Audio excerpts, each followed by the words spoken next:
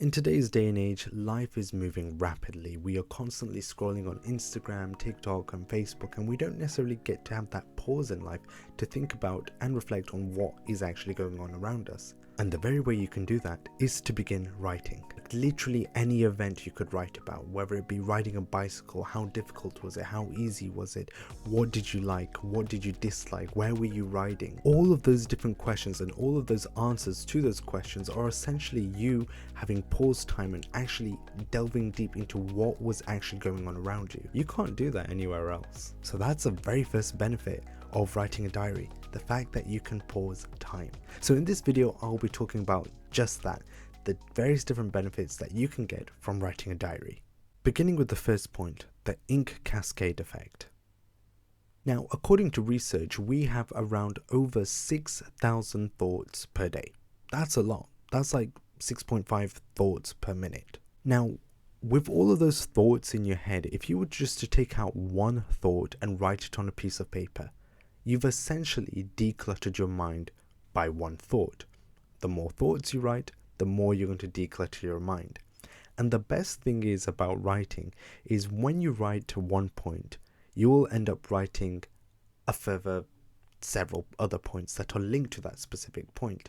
And as a result, this is simultaneously not just decluttering your mind, but also allowing you to reflect on what's actually been going on in your life. And as you begin to write, you write more and more and more, you end up joining different points together. And you've got to remember that thoughts aren't just one isolated piece of information in our head. They are always connected to other different things. And as you write, you're writing down all those connections. And this is essentially what I call the ink cascade. You just writing down one thought and expanding on it, you're going to end up talking about several other different thoughts as well. And you are essentially decluttering your mind. Now, the second point I want to bring up is Kidlin's law. Now, Kidlin's law states that if you write down a problem, you solve around 50% of that problem. Sounds very simple, right? But let me show you how effective it is. Let's say today that someone has upset you. Let's say a friend, they took away your bicycle away from you. Well, you'll write that down. Dear diary, my friend upset me today because they took my bicycle away from me. You write that down. Then you go a little bit further. You might ask yourself, why did they do that? What happens now? What am I going to do about it? What are the further steps? What are the next actions? What do I want the end result to be? Am I happy with the situation? Am I forgiving, of the situation? All those different things. And when you start answering those questions that crop up in your head, you end up coming towards a solution a lot quicker than you think. And if anything, it allows you to think more clearly. So already you're working towards a solution just by writing it down. And when people say, oh no, I'm thinking of a solution up here. No, write it down. Solutions are meant to be written. Well, it just makes it more clearer. But one thing for sure is you can't map out emotions like that in your head. You can't be like, okay, what, why, where, when, how, what happens if this happens, what happens if that happens. You can't do that all in your head. You have to write it down. And that's where it becomes a lot more clearer. Now, like I said before, not until you actually visually see the problem will your brain work even more hard to actually work towards a solution. So next time you face an issue, just write it down. You might work to a solution faster than you actually think. Now, the third point I want to bring up is the iterative wisdom law. Now, a lot of the times people assume that journaling finishes when you stop writing, but no.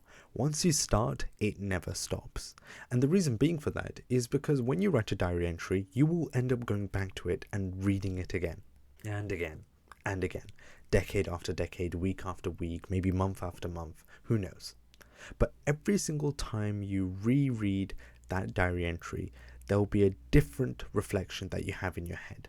Let's say, for example, in 2023, I write, I enjoy riding the northern trains from Sheffield to Lincoln.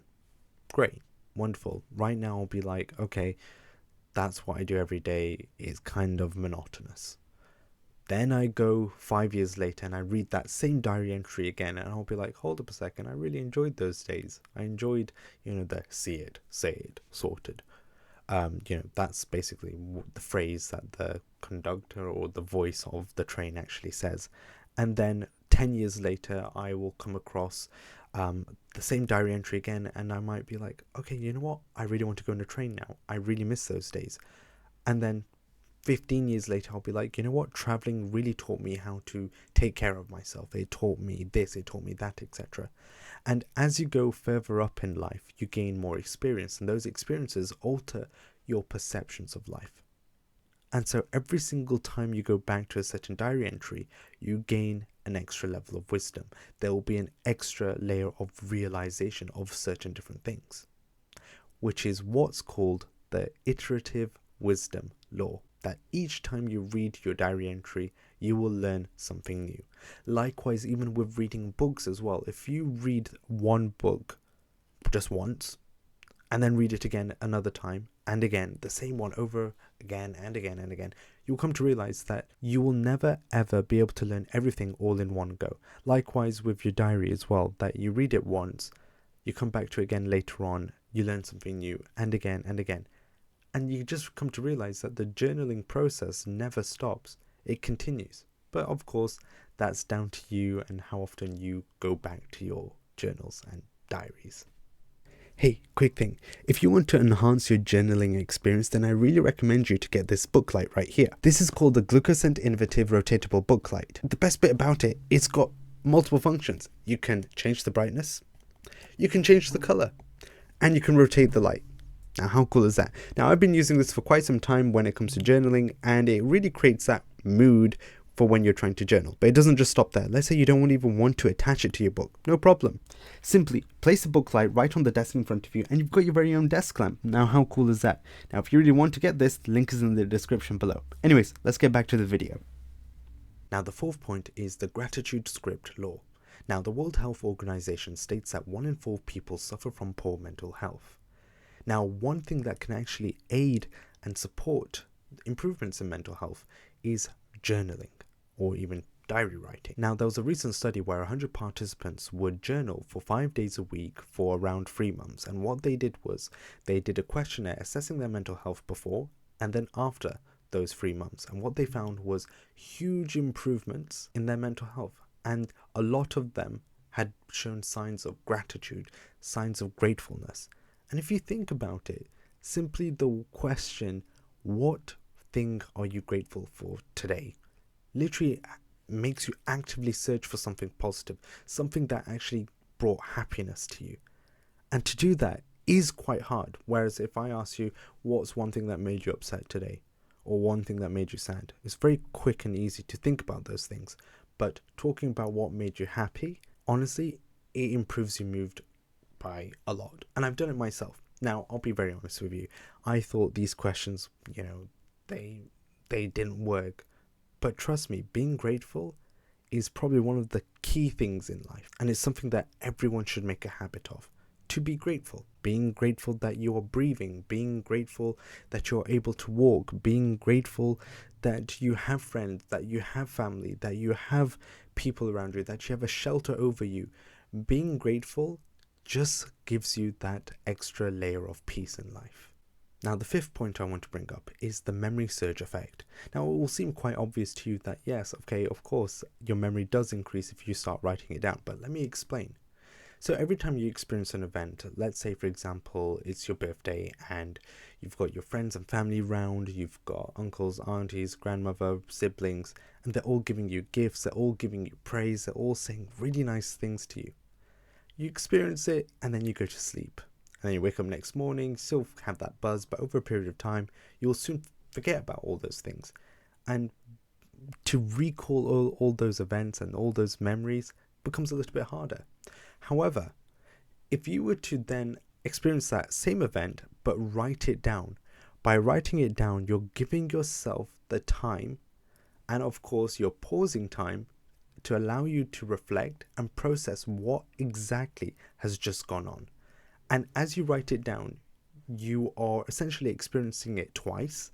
And then when you read it back to yourself, you're experiencing it for the third time. And then you close the book and you fall asleep. And then you wake up again. And then when you go back to your diary, you are actually reinforcing that memory in your head. And as a result, you end up remembering the specific things on that day. And there will soon come a point where you don't really need to go back to that specific diary entry to actually remember what actually happened on the day, the dialogue that was said, and the things that people were doing, and the things that people were wearing, and so on and so forth.